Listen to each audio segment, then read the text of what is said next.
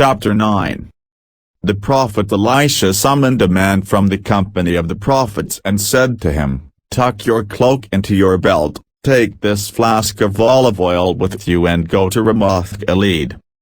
When you get there, look for Jehu son of Jehoshaphat, the son of Nimshi. Go to him, get him away from his companions and take him into an inner room. Then take the flask and pour the oil on his head and declare, 'This is what the Lord says, I anoint you king over Israel.' Then open the door and run, don't delay." So the young prophet went to Ramoth-Gilead. When he arrived, he found the army officers sitting together. "I have a message for you, commander," he said. "For which of us?" asked Jehu. "For you, commander," he replied. Jehu got up and went into the house. Then the prophet poured the oil on Jehu's head and declared, "This is what the Lord, the God of Israel, says, I anoint you king over the Lord's people Israel. You are to destroy the house of Ahab your master, and I will avenge the blood of my servants the prophets and the blood of all the Lord's servants shed by Jezebel. The whole house of Ahab will perish.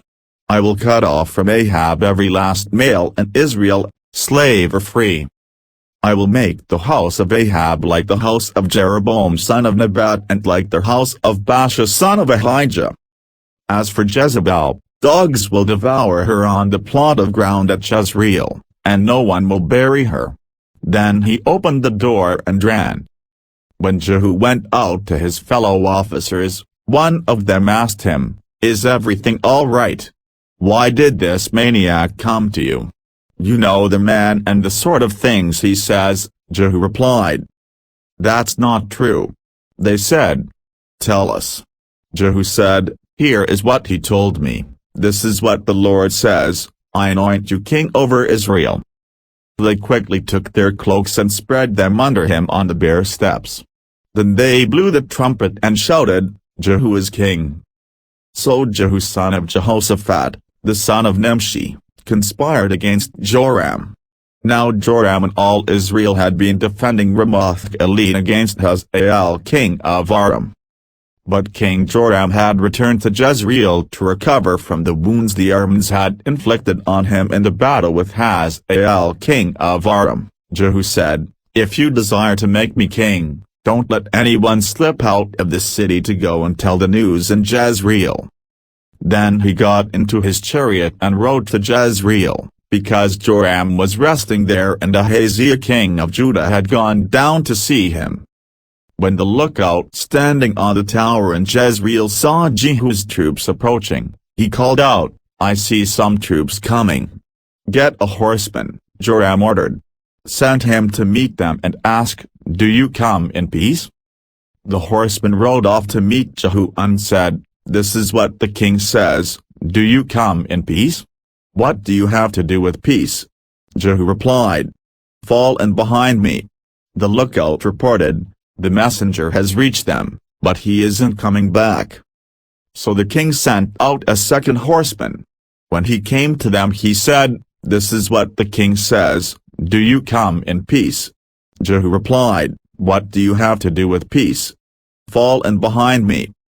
The lookout reported, "He has reached them, but he isn't coming back either. The driving is like that of Jehu son of Nimshi, he drives like a maniac." "Hitch up my chariot," Joram ordered.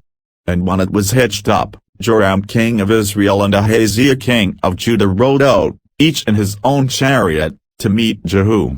They met him at the plot of ground that had belonged to Naboth the Jezreelite. When Joram saw Jehu he asked, "Have you come in peace, Jehu?" "How can there be peace?" Jehu replied, "as long as all the idolatry and witchcraft of your mother Jezebel abound." Joram turned about and fled, calling out to Ahaziah, "Treachery, Ahaziah!" Then Jehu drew his bow and shot Joram between the shoulders. The arrow pierced his heart and he slumped down in his chariot. Jehu said to Bidkar, his chariot officer, "Pick him up and throw him on the field that belonged to Naboth the Jezreelite." Remember how you and I were riding together in chariots behind Ahab his father when the Lord spoke this prophecy against him. Yesterday I saw the blood of Naboth and the blood of his sons, declares the Lord, and I will surely make you pay for it on this plot of ground, declares the Lord. Now then, pick him up and throw him on that plot, in accordance with the word of the Lord. When Ahaziah king of Judah saw what had happened, he fled up the road to Beth-Hagan. Jehu chased him, shouting, "Kill him too." They wounded him in his chariot on the way up to Gur near Ibleam, but he escaped to Megiddo and died there. His servants took him by chariot to Jerusalem and buried him with his ancestors in his tomb in the city of David. In the 11th year of Joram son of Ahab, Ahaziah had become king of Judah. Then Jehu went to Jezreel. When Jezebel heard about it, she put on eye makeup, arranged her hair and looked out of a window. As Jehu entered the gate, she asked, "Have you come in peace, you Zimri, you murderer of your master?" He looked up at the window and called out, "Who is on my side?" "Who?" 2 or 3 eunuchs looked down at him. "Throw her down," Jehu said. So they threw her down, and some of her blood spattered the wall and the horses as they trampled her underfoot. Jehu went in and ate and drank. "Take care of that cursed woman," he said, "and bury her, for she was a king's daughter." But when they went out to bury her, they found nothing except her skull, her feet and her hands. They went back and told Jehu, who said, "This is the word of the Lord that he spoke through his servant Elijah the Tishbite, on the plot of ground at Jezreel dogs will devour Jezebel's flesh. Jezebel's body will be like dung on the ground in the plot at Jezreel, so that no one will be able to say, 'This is Jezebel.'" Chapter 10. Now there were in Samaria 70 sons of the house of Ahab. So Jehu wrote letters and sent them to Samaria, to the officials of Jezreel, to the elders and to the guardians of Ahab's children. He said, "You have your master's sons with you and you have chariots and horses, a fortified city and weapons. Now as soon as this letter reaches you, choose the best and most worthy of your master's sons and set him on his father's throne. Then fight for your master's house." But they were terrified and said, "If 2 kings could not resist him, how can we?" So the palace administrator, the city governor, the elders and the guardians sent this message to Jehu, "We are your servants and we will do anything you say. We will not appoint anyone as king, you do whatever you think best." Then Jehu wrote them a second letter, saying, "If you are on my side and will obey me, take the heads of your master's sons and come to me in Jezreel by this time tomorrow." Now the royal princes, 70 of them, were with the leading men of the city, who were rearing them. When the letter arrived, these men took the princes and slaughtered all 70 of them. They put their heads in baskets and sent them to Jehu in Jezreel. When the messenger arrived, he told Jehu, "They have brought the heads of the princes." Then Jehu ordered, "Put them in 2 piles at the entrance of the city gate until morning." The next morning Jehu went out. He stood before all the people and said, "You are innocent. It was I who conspired against my master and killed him, but who killed all these? Know, then, that not a word the Lord has spoken against the house of Ahab will fail.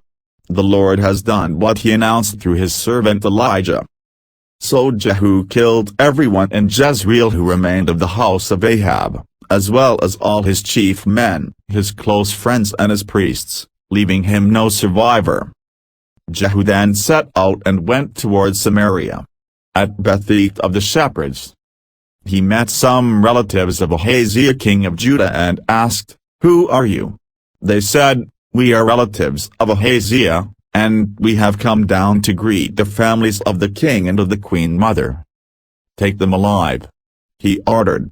So they took them alive and slaughtered them by the well of Beth-el, 42 of them. He left no survivor. After he left there, he came upon Jehonadab son of Rechab, who was on his way to meet him. Jehu greeted him and said, "Are you in accord with me, as I am with you?" "I am," Jehonadab answered. "If so," said Jehu, "give me your hand." So he did, and Jehu helped him up into the chariot. Jehu said, "Come with me and see my zeal for the Lord." Then he had him ride along in his chariot. When Jehu came to Samaria, he killed all who were left there of Ahab's family. He destroyed them, according to the word of the Lord spoken to Elijah. Then Jehu brought all the people together and said to them, "Ahab served Baal a little, Jehu will serve him much. Now summon all the prophets of Baal, all his servants and all his priests. See that no one is missing, because I am going to hold a great sacrifice for Baal. Anyone who fails to come will no longer live." But Jehu was acting deceptively in order to destroy the servants of Baal. Jehu said, "Call an assembly in honor of Baal." So they proclaimed it. Then he sent word throughout Israel, and all the servants of Baal came, not one stayed away. They crowded into the temple of Baal until it was full from one end to the other. And Jehu said to the keeper of the wardrobe, "Bring robes for all the servants of Baal." So he brought out robes for them. Then Jehu and Jehonadab son of Rechab went into the temple of Baal. Jehu said to the servants of Baal, "Look around and see that no one who serves the Lord is here with you, only servants of Baal." So they went in to make sacrifices and burnt offerings. Now Jehu had posted 80 men outside with this warning, "If one of you lets any of the men I am placing in your hands escape, it will be your life for his life." As soon as Jehu had finished making the burnt offering, he ordered the guards and officers, "Go in and kill them, let no one escape." So they cut them down with the sword. The guards and officers threw the bodies out and then entered the inner shrine of the temple of Baal.